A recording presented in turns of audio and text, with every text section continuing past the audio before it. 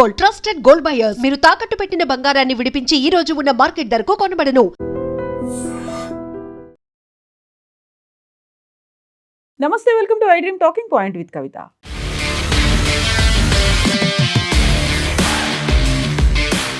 Iran మీద America, Israel చేస్తున్నటువంటి యుద్ధం రెండో వారం కూడా కంటిన్యూ అవుతోంది.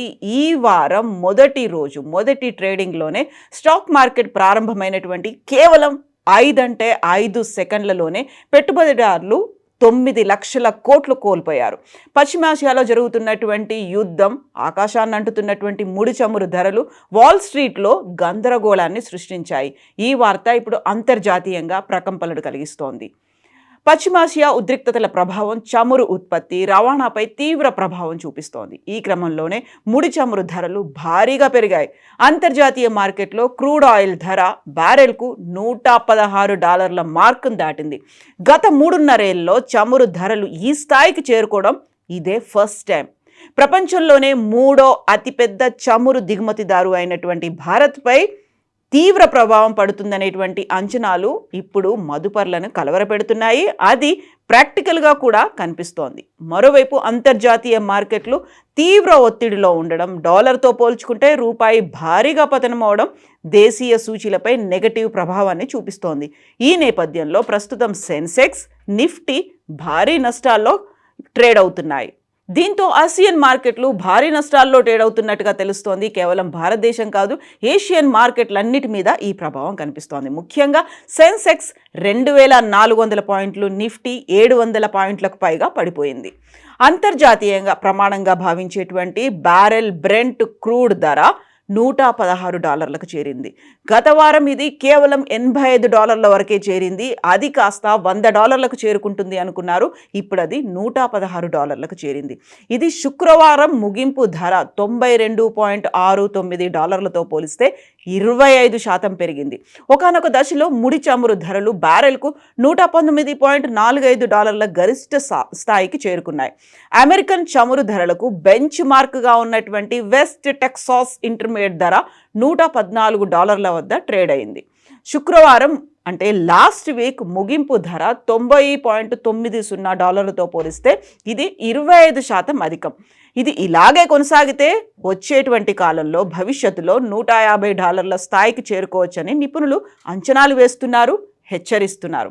గత వారం అమెరికా ముడి చమురు ధరలు 36% పెరిగితే అదే సమయంలో బ్రెంట్ క్రూడ్ ధరలు కూడా 28% వరకు పెరిగాయి. మరోవైపు ఇరాన్ అణు ముప్పును తొలగిస్తే పెరిగిన చమురు ధరలు పెద్ద సమస్య కాదని అమెరికా అధ్యక్షుడు డొనాల్డ్ ట్రంప్ అంటున్నారు. ఇరాన్ అణు నిల్వలు ఏవైతే ఉన్నాయో వాటిని కనుక మనం తవ్వి తీస్తే చమురు ధరలు తగ్గిపోతాయి అనేటువంటి మాట ట్రంప్ చెప్తున్నారు.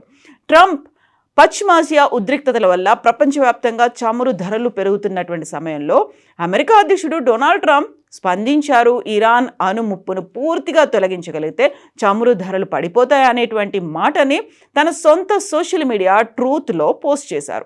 2022 జూన్ 30న అమెరికా ముడి చమురు ఫ్యూచర్స్ ధరలు బ్యారెల్కు $100 కంటే ఎక్కువగా ట్రేడ్ అయ్యాయి. అప్పుడు బ్యారెల్కు $105.76లకు చేరుకుంటే అదే సమయంలో బ్రెంట్ క్రూడ్ ధరలు కూడా 2022 జూలై 29న బ్యారెల్కు $104లకు చేరుకున్నాయి. ఆ తర్వాత మళ్ళీ ఇప్పుడు ఆ $100 మార్క్ని దాటింది. ఇరాన్ అణు ముప్పును పూర్తిగా తొలగించిన తర్వాతే చమురు ధరలు పడిపోతాయి అనేటువంటి మాటని డొనాల్డ్ ట్రంప్ చెప్పడంతో పాటుగా అమెరికాతో పాటు ప్రపంచ భద్రత, శాంతి కోసం తాత్కాలికంగా పెరిగే చమురు ధరలు చాలా చిన్న ధర మాత్రమే అనేటువంటి మాటతో మూర్ఖులు మాత్రమే దీనికి విరుద్ధంగా ఆలోచిస్తారు అంటూ ట్రంప్ తన ట్రూత్ పోస్ట్లో పేర్కొన్నారు.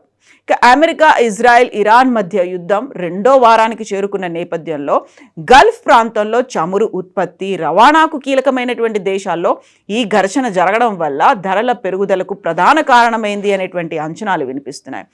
హర్ముజ్ జలసంధిని ఇరాన్ మూసివేసింది. ఇప్పటికీ ఓపెన్ చేస్తామని చెప్పినప్పటికీ అది జరగకపోవడంతో చమురు రవాణాకు తీవ్రస్థాయిలో ఆటంకం కలుగుతోంది.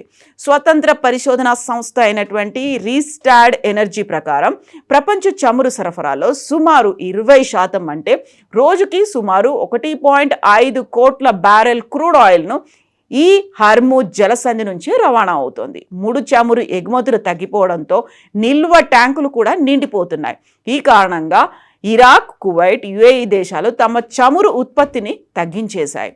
ఇరాన్ రోజుకి సుమారు 16 లక్షల బ్యారెళ్ల చమురును ఎగుమతి చేస్తోంది. ఇందులో ఎక్కువ భాగం చైనాకు వెళ్తుంది. యుద్ధం కారణంగా ఈ ఎగుమతులకు అంతరాయం కలిగితే చైనా ఇతర దేశాల నుంచి సరఫరా కోసం వెతకాల్సి రావచ్చు. దీనివల్ల చమురు ధరలు మరింత పెరిగే అవకాశాలు ఉన్నాయని నిపుణులు కూడా చెప్తున్నారు. అందులోనూ మెజారిటీ భారతదేశానికి సంబంధించి చూస్తే చమురును దిగుమతి చేసుకునేటువంటి 3వ అతిపెద్ద దేశం.